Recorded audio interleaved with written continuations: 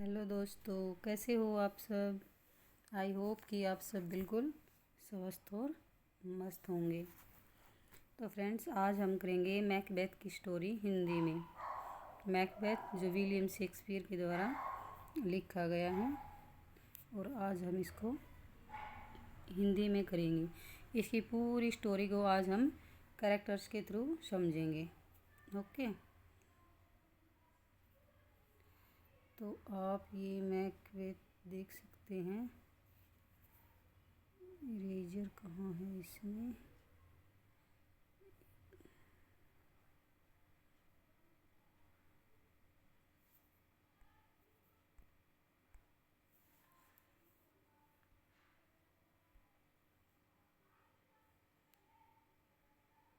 तो चलिए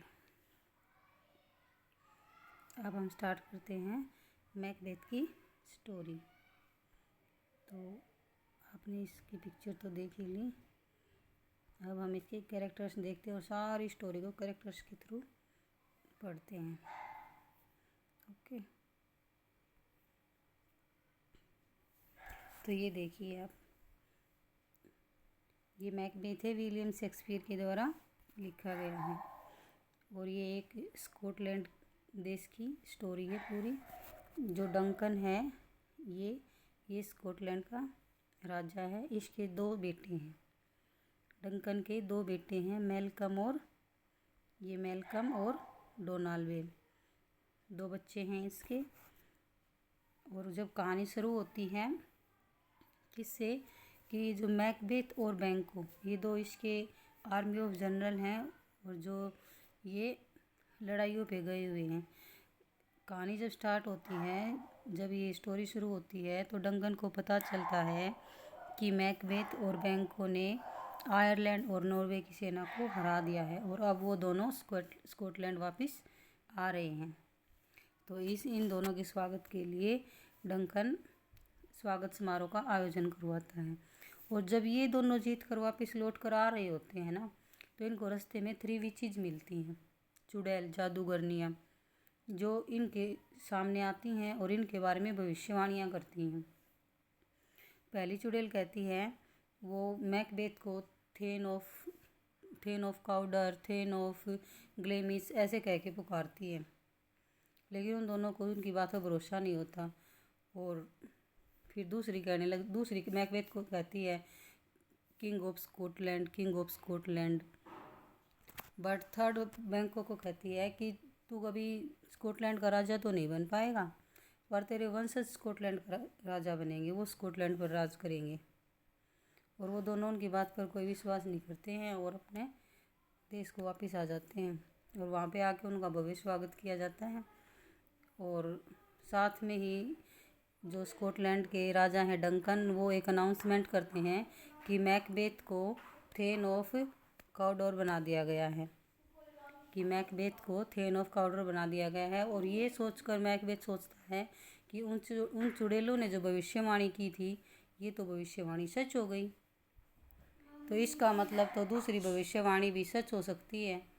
फिर उसके एम्बिशंस और बढ़ जाती हैं, उसके अंदर और इच्छा उसकी जागरूक हो जाती है कि अगर मैं थेन ऑफ काउडोर बन सकता हूँ, तो हो सकता है वो चुड़ैलों ने जो भविष्यवाणी की थी, मैं ये स्कॉटलैंड का राजा भी बन जाऊँ। तो इसी खुशी में डंकन मैकबेथ का जो किला है, एक इनर वेस्ट का किला है, वहाँ वो उसको रात को रुकने के लिए कहता है कि आज रात को मैं ना तुम्हारे वहाँ पे रुकूंगा। तो मैकबेथ इस बात से बड़ा खुश हो जाता है।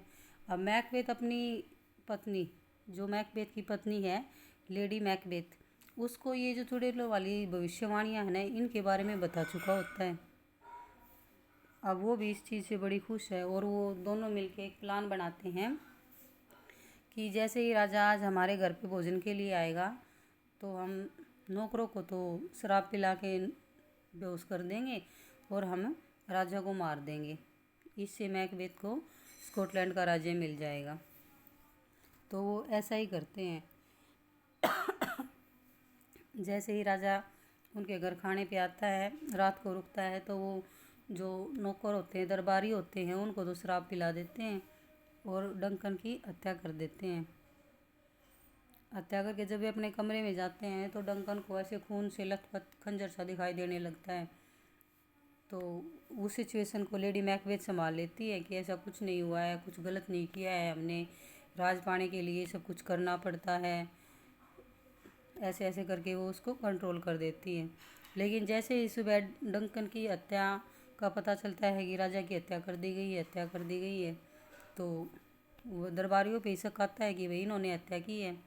और मैकबेथ और लेडी मैकबेथ जब वहाँ आते हैं तो वो बिल्कुल इस बात से मतलब इस बात के बारे में ऐसे कुछ जानते ही ना हो, ऐसा बिहेवियर करते हैं कि उन्हें तो पता ही नहीं है क्या हो गया क्या हो गया। और डंकन मैकबेथ बहुत गुस्सा हो जाता है और वो गुस्से में उन दरबारियों की हत्या कर देता है, क्योंकि उसको लगता है कहीं ये दरबारी इसका राज ना खोल दे, क्योंकि कहीं ना कहीं नशे की हालत में भी हो सकता है उन्होंने उसे देखा हो। और वो ये करता है कि उसको राजा की हत्या से बड़ा दुख हुआ, इसलिए वो इतना गुस्से में है और वो दरबारियों को मार देता है। तो अब जो डंकन के जो दो बेटे हैं, मैल्कम और डोनाल्ड, अब उनको ये लगा कि अगर कोई मेरे पिता को मार सकता है, हमारे पिता को कोई मार सकता है, तो हो सकता है वो हमें भी मार दे। तो अब ये क्या करते हैं, ये दोनों स्कॉटलैंड छोड़ के बाहर चले जाते हैं। जो मैल्कम है वो तो इंग्लैंड चला जाता है, और जो डोनाल्ड है वो आयरलैंड चला जाता है। वहाँ से चले जाते हैं ये दोनों, और मैकबेथ को राजा बना दिया जाता है। मैकबेथ राजा बन जाता है। फिर अब राजा बनने के बाद इसको चुड़ैलों की जो तीसरी भविष्यवाणी थी उसके बारे में पता चलता, मतलब उसकी तरफ ध्यान जाता है कि चुड़ैलों ने जो दूसरी दो भविष्यवाणी तो उनकी सच होगी। मैकबेथ अब राजा भी बन गया। अब उसने सोचा कि उन्होंने तीसरी भविष्यवाणी की थी कि जो बैंकों के वंशज हैं वो राज्य करेंगे स्कॉटलैंड पे।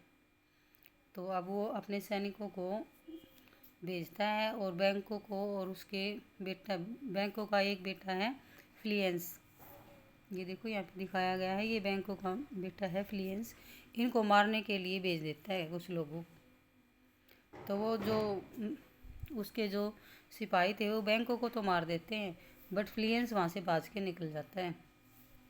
और रात को एक स्याही बोझ का प्रोग्राम किया गया है, उसमें जब मैकबेथ आता है तो उसको वहाँ पे है ना बैंकों का भूत दिखाई देता है। वो बार बार भूत भूत बैंकों ऐसे कुछ रिएक्ट करता है। तो लेडी मैकबेथ आगे इस सिचुएशन को फिर संभालने की कोशिश करती है कि मैकबेथ को है ना ऐसे दौरे तो स्टार्टिंग से ही पड़ते हैं। लेकिन जो मंत्री थे मैकबेथ के दरबार के, जो भी राज्य के मंत्री थे, उन सबको शक होने लगा। उनको थोड़ा बहुत किसी को डाउट तो पहले भी था कुछ को, तो कि भाई मैकबेथ ने ही राजा डंकन को मरवाया है, और अब ये बैंक और उसके बेटे को भी मरवाना चाह रहा है या मरवा दिया है, ऐसा कुछ करके। तो फिर ऐसे उसको पागलपन से के दौरे से पड़ने शुरू हो जाते हैं, लेकिन लेडी मैकबेथ आके सिचुएशन को संभाल लेती है। ठीक है, अब वहाँ जो मैल्कम है उसने इंग्लैंड में जाके और अपने पिता की हत्या का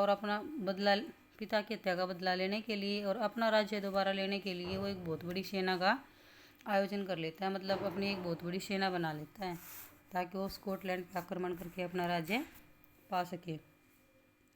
अब मैकडफ है, एक ये मैकडफ है, ये भी एक थेन ऑफ फीफे। ये फीफे क्या है, ये एक स्कॉटिश काउंसलिंग एरिया है, ठीक है। और ये डंकन के प्रति बहुत ही लॉयल पर्सन था मैकडफ, और इसको मतलब ये खुश नहीं था जब मैकबेथ को राजा बनाया गया। ये क्या करता है, मैकडफ भी इंग्लैंड चला जाता है और वहाँ जाके ये मैल्कम के साथ हाथ मिला लेते हैं। अब राजा को मैकबेथ को बेचैनी होने लगी कि अब वो फिर क्या करता है, वो जादूगरनियों के पास जाता है, वो भूत दिखता है उसको, बेचैन रहने लगता है, तो वो उन जादूगरनियों के विचिज के पास फिर चला जाता है और उनको जाके अपना भविष्य बताने के लिए कहता है। और वो जैसे ही तीनों सामने आती हैं और भविष्य बताती हैं तो सबसे पहले कहते हैं कि तुझे सबसे पहले है ना मैकबेथ से सावधान रहने की ज़रूरत है, तुझे मैकबेथ से बहुत बड़ा खतरा है। और दूसरा वो कहती हैं कि तेरी हत्या है ना जब तक नहीं होगी, जब तक इस पूरी स्टोरी में बिरनाम के जंगल का वर्णन किया गया है कि जब तक ये सारा जंगल उठकर महल की तरफ ना आ जाए तब तक तुम्हारी हत्या नहीं हो सकती। और ऐसा कोई भी इंसान तुम्हारी हत्या नहीं कर सकता जो नेचुरली पैदा हुआ हो।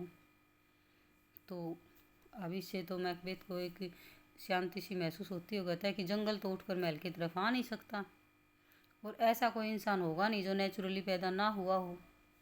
तो वो खुश होता है और अपने घर वापस आ जाता है। और जब उसको पता चलता है कि मैल्कम और मतलब राज्य की तरफ सेना को लेकर बढ़ रहा है, तो वो आके पहले तो क्या करता है, अपने सैनिकों को भेज के, जैसे ही उन चुड़ैलों ने कहा था कि मैकडफ से सावधान रहना, तो मैकडफ को मरवाने के लिए भेज देता है सैनिकों को। और वो सैनिक क्या करते हैं, जाके बताते हैं कि मैकडफ तो है नहीं, वो तो इंग्लैंड चला गया और मैल्कम के साथ हाथ मिला लिया। लेकिन जो सैनिक हैं वो उसकी पत्नी लेडी मैकडफ और उसके बेटे की निर्मम हत्या कर देते हैं। ये खबर मैकडफ को मिलती है तो उसको बड़ा गुस्सा आता है और वो अपना बदला लेने के लिए और भी ज़्यादा एंग्री हो जाता है मैकबेथ के खिलाफ, और वो सेना लेकर वहाँ पे हमला कर देते हैं। अब मैकबेथ को पता चलता है कि वो लोग सेना लेकर आ रहे हैं, तो वो भी अपनी सेना की तैयारी करता है, महल की सुरक्षा करता है, और मैकबेथ को पूरा विश्वास है कि वो इस लड़ाई में जीत जाएगा। अब आते हैं तो जो मैल्कम की सेना थी उसने मैकबेथ की सेना को हरा दिया। और जैसे ही मैकबेथ और मैकडफ का आमना सामना होता है तो मैकबेथ हंसने लग जाता है और वो कहता है कि मुझे तो कोई मार ही नहीं सकता। लेकिन जो मैल्कम की सेना थी ना, वो अपने बचाव में उन्होंने क्या किया, जो ये बिरनाम वुड था ना, इनकी पेड़ों की टहनियाँ काट काट के अपनी बॉडी से बांध ली। और वो दूर से आते हुए सारी सेना ऐसे लग रही थी कि मानो कि जंगल खुद उठकर महल की तरफ आ रहा हो। और ये देखकर मैकडफ भी हैरान हो जाता है कि ये तो बिल्कुल ऐसे ही लग रहा है कि जैसे पूरा बिरनाम जंगल उठकर महल की तरफ आ रहा हो, क्योंकि जो सारी सेना थी ना, उन्होंने पेड़ों की जो टहनियाँ थी वो काट के अपनी बॉडी से बांध लिया था, और वो ऐसे ही लग रहा था बिल्कुल। तो वो एक भविष्यवाणी तो उनकी सच होगी। दूसरा, फिर वो हंसने लग जाता है कि मुझे कोई नहीं मार सकता। तो मैकडफ कहता है कि ऐसा क्यों है कि तुझे कोई मार नहीं सकता।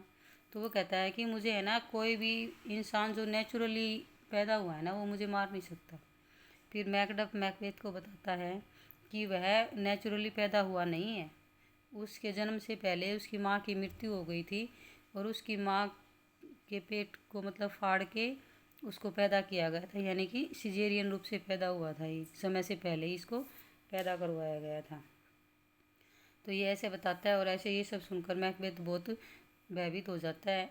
अब मैकडफ क्या करता है, अपनी तलवार से मैकबेथ की गर्दन उतार देता है और ऐसे मैकबेथ की हत्या हो जाती है। मैकबेथ की हत्या के बाद मैल्कम स्कॉटलैंड का राजा बनता है। तो दोस्तों, ये थी मैकबेथ की पूरी कहानी। आप सुनने के बाद ज़रूर बताना आपको कैसी लगी। कोई गलती हो तो उसकी तरफ ध्यान मत देना। कहानी अच्छी लगे तो वीडियो को लाइक करना और चैनल को सब्सक्राइब करना। Thank you.